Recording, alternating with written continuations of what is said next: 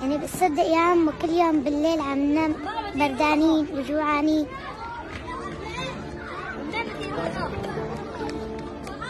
ما عنا حطب.